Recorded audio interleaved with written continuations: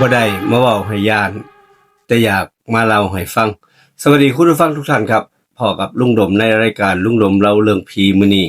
รายงานตัวกับคุณผู้ฟังครับกับเรื่องจริงเหตุการณ์จริงเกิดขึ้นอยู่นี่ครับฝากคุณผู้ฟังกดติดตามกด Subscribe กดแจ้งเตือนคือเก่าครับลุงดมเป็นคนเล่าคุณผู้ฟังเป็นคนฟังอยู่หม้องนี้พอคุณผู้ฟังอยู่เวลา 19:00 นวันศุกร์วันเสาร์อาทิตย์ครับมื้อนี้ลุงดมเล่าเรื่องผีเปลี่ยนบรรยากาศพาคุณฟังเปลี่ยนบรรยากาศมาฟังเรื่องของมือหรือว่าเรื่องของนิ้วมือไปฟังเรื่องราวของนิ้วมือหรือว่ามือที่สำคัญโดยเฉพาะนิ้วมือครับนิ้วมือเนี่ยที่อยู่กับเฮาเนี่ยมาแทบตลอดชีวิตเคยสังเกตบ่ครับว่านิ้วโป้งนิ้วสี่นิ้วกลางนิ้วนางนิ้วก้อยแต่ละนิ้วคล้ายๆกันแหละครับแต่ทำหน้าที่ต่างกันบางนิ้วใส่สั่งบางนิ้วใส่ยืนยันบางนิ้วใส่สร้างความหักบางนิ้วแค่ขยับนิดเดียวคนทั้งห้องเปลี่ยนความรู้สึกได้เลยครับคุณผู้ฟังและนี่ที่สำคัญนิ้วมือบ่ได้มีแค่เรื่องกายภาพแต่มีเรื่องความหมายของนิ้วมือในวัฒนธรรมการสื่อสารมารยาทความเสื่อครับรวมถึงจิตวิทยาแบบที่เฮาบ่ทันได้คิดมื้อนี้ลุงดมสิพาคุณผู้ฟังไล่เลียงตั้งแต่พื้นฐานไปจนถึงทริกการใช้งานจริงในชีวิตประจำวันฟังให้จบครับคุณผู้ฟังรับรองว่ามือของเจ้าของนี่สิบ่คือเก่าแน่นอนล่ะครับไปฟังเรื่องราวของนิ้วมือพร้อมๆกันครับคุณผู้ฟังก่อนสิไปทีละนิ้วขอปูพรมอีกนิดเดียวครับคุณผู้ฟัง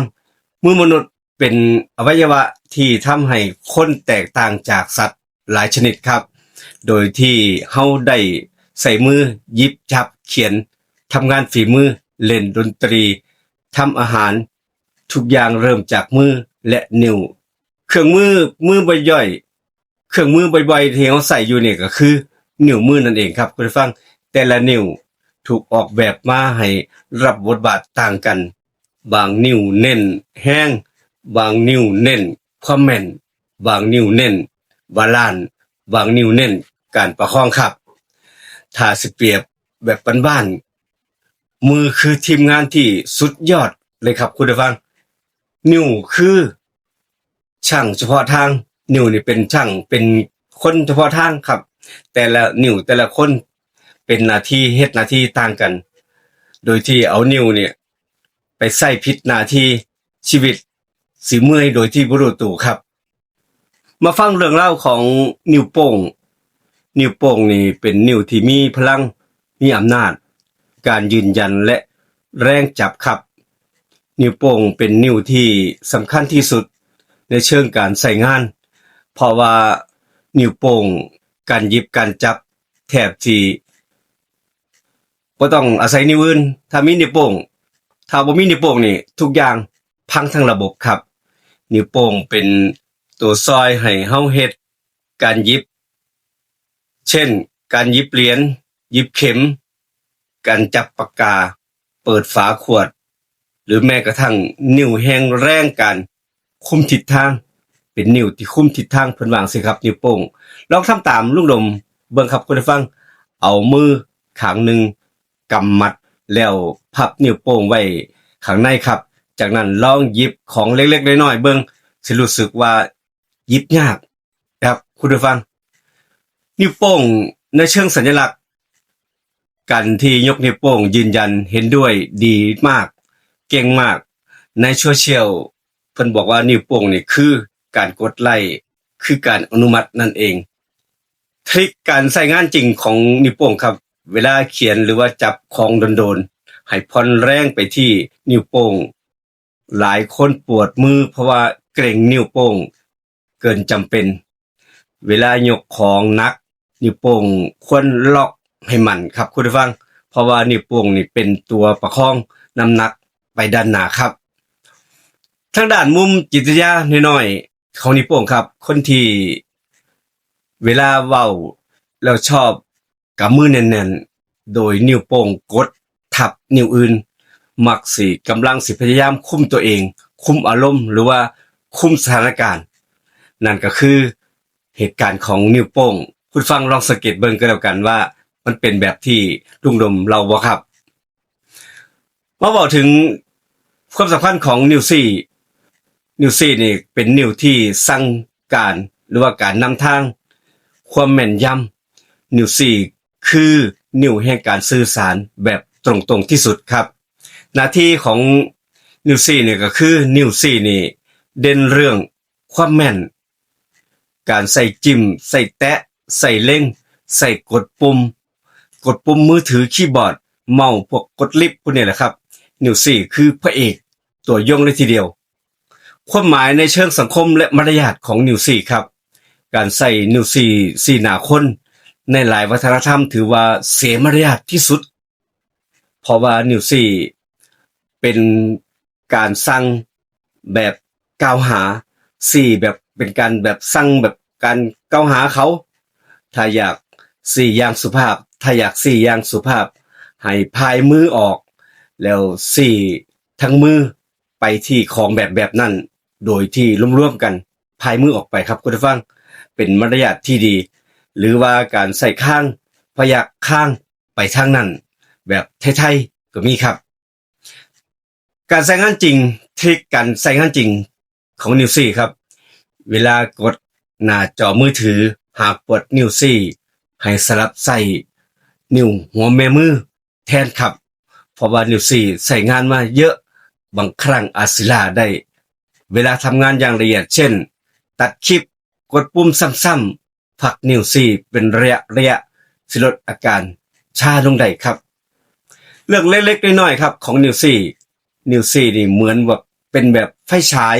ในความสัมพันธ์ของนิวซี่ถ้าซี่ผิดคนฟังรู้สึกถูกกล่าวหาถ้าซี่ถูกมันพาไปเจอทางออกแน่นอนครับ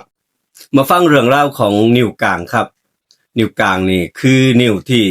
มีความสมดุลแรงและภาพลักษณ์ที่หลายๆคนเข้าใจผิดครับนิ้วกลางเป็นนิ้วที่ยาวที่สุดในบรรดามือครับและอยู่ระหว่างกลางมือพอดีหน้าที่ทางกายภาพของนิ้วกลางเนี่ยก็ช่วยเรื่องแรงกดและความมั่นคงครับเช่นกำของแน่นๆกดปากกาแห้งๆจับของหนักหลายท่าทางนิ้วกลางเป็นแกนร่วมของนิ้วมือทั้งเบิดครับความหมายในสังคมของนิ้วกลางแน่นอนแหละครับหลายคนหูว่าชูนิ้วกลางมีความหมายบ่สุภาพดังนั้นถ้าทำงานแบบใส่นิ้วกลางเฮ็ดท่าทางในคลิปหรือว่าสาธิตต้องระมัดระวังเรื่องมุมกล้องให้ดีๆครับคุณผู้ฟังสี่ผิดชีวิตอาจสิเปลี่ยนก็ได้ครับบางทีเฮานี่บ่ได้ตั้งใจดอกแต่คนเบิ่งอาจสิตีความหมายผิดก็ได้การใส่งานของนิ้วกลางเวลาแกะงานช่างหรือว่าจับของแน่นๆให้ใส่แรงจากนิ้วกลางร่วมกันกับฝ่ามือนั่นเองอย่าไปใส่แรงจากนิ้วซี่อย่างเดียวสิล้าเร็วตอนกดไล่กดไม้กดมือถือให้มันนิ้วกลางควรอยู่ตำแหน่งพอดีตำแหน่งที่บาลานซ์พอดีครับนิ้วนางมาถึงเรื่องของนิ้วนางครับนิ้วนางมีหน้าที่แบบใดคุณผู้ฟังไปฟังเรื่องเล่าของนิ้วนางความอ่อนโยนของนิ้วนางแล้วก็มีศิลปะและสัญลักษณ์แห่งความผูกพันนิ้วนางเป็นนิ้วที่หลายคนใส่แหวนจนกลายเป็นนิ้วแห่งความรักความผูกพันครับหน้าที่ของนิ้วนางในภาพรวมนิ้วนางบ่ได้เก่งเรื่องแรงที่สุดครับบ่ได้เก่งเรื่องความรักแต่เก่งเรื่องการประสานและความเนียนของท่าทางครับนักดนตรีเช่นกีตาร์พวกเปียโนจะรู้สึกว่านิ้วนางนี่ฝึกยากกว่านิ้วอื่นเพราะว่ามีการนิ้วนางนี่เป็นนิ้วที่อิสระหน่อยที่สุดกว่านิ้วอื่นความหมายในเชิงสัญลักษณ์ของนิ้วนี้ใส่แหวนแต่งงานแหวนหมั่นมักสิอยู่กับนิ้วนางเพราะว่าเชื่อมโยงกับความหักความผูกพันและคำมั่นสัญญาในบางวัฒนธรรมครับใส่ซ้ายบางทีก็ใส่ขวาแล้วแต่ความเชื่อของและประเทศของแต่ละภูมิภาคมองหันครับการใส่งานจริงนิ้วนางนี่ หากทำงานที่ต้องใส่ความละเอียดเช่นงานฝีมือตัดต่อกดคีย์ลัดการฝึกนิ้วนางให้คล่องช่วยได้หลายครับแบบฝึกง่ายๆแตะนิ้วนางกับนิ้วโป้งซ่าๆเอานิ้วนางกับนิ้วโป้งแตะกันแบบซ่าๆครั้งละ30ครั้งต่อมือเฮ็ดแบบสม่ำเสมอสิรู้สึกว่านิ้วนางเสื่อฟังมากขึ้นครับคุณผู้ฟังมาฟังเรื่องเล่าของนิ้วก้อยต่อครับคุณผู้ฟังนิ้วก้อยเป็นนิ้วที่มีความละเอียดความไวและสัญญาณน้อยๆนิ้วก้อยนี่แหละคนหลายๆคนดูถูกแต่จริงๆแล้วนี่สำคัญอีหลีครับนิ้วก้อยซอยเรื่องบาลานซ์เวลาเฮานี่กำของหรือว่าลองมือลองแก้วน้ำยกนิ้วก้อยออกจะรู้สึกว่านิ้วก้อยนี่ซอยยกซอยดันมันคงกว่าเดิมครับนิ้วก้อยก็ยังมีบทบาทในเสียงเว้าการร้องเพลงการเว้าเพราะว่าการผ่อนคลายไหมหรือว่าการไล่ความสัมพันธ์ระหว่างนิ้วก้อยกับนิ้วอื่นๆคนที่กำลังเกร็งนิ้วก้อยงอนิ้วแน่นบางทีเสียงอาจสิอั้นไว้ก็ได้เก่งนิ้วก้อยโดนๆเสียงอาจสิอั้นเวลาเว้าเวลาร้องเพลงครับก็เป็นจังซี่แหละนิ้วก้อยอันนี้คือสัญลักษณ์ของนิ้วก้อยความสัมพันธ์ของนิ้วก้อยครับความหมายในเชิงสังคมและวัฒนธรรมของนิ้วก้อยเป็นนิ้วแห่งสัญญาคำสัญญาน้อยๆแต่ผูกใจบางวัฒนธรรมชูนิ้วก้อยมีความหมายเฉพาะต้องระวังเรื่องเช่นนิ้วก้อยครับทริคการใช้งานจริงของนิ้วก้อยเวลาถือมือถือถ่ายคลิปแบบแนวนอนนิ้วก้อยเป็นตัวรองรับเครื่องมือได้ดีเป็นที่เดียวครับแต่ระวังนิ้วก้อยชาเพราะว่าถือโดนใส่เวลาโดนในการถ่ายคลิปนิ้วก้อยนี่เป็นขาตั้งกล้องเลยทีเดียวเพิ่นว่าแบบนี้ครับถ้าเล่นเกมหรือว่าพิมพ์คีย์บอร์ดเยอะๆนิ้วก้อยนี่ก็สิมักเป็นนิ้วที่กดต่างๆได้ซอยยึดนิ้วก้อยบ่อยๆควรสิแบบบริหารนิ้วก้อยบ่อยๆจะลดอาการอักเสบของนิ้วก้อยนั้นได้นี่ก็เป็นเรื่องเล่าของนิ้วก้อยครับสรุปง่ายๆครับคุณผู้ฟังนิ้วมือที่เฮาใส่อยู่แต่ละมื้อแต่ละวันที่ประจำตัวเฮานิ้วโป้งเป็นนิ้วแห่งมีพลังและการยืนยันการหยิบการจับคือนิ้วแห่งหัวใจส่วนนิ้วสี่ความแม่นและการสื่อสารถ้าสี่ผิดชีวิตเปลี่ยนทันทีครับส่วนนิ้วกลางแกนแห้งและสมดุลแต่ต้องระวังความหมายท่าทางของนิ้วกลางถ้า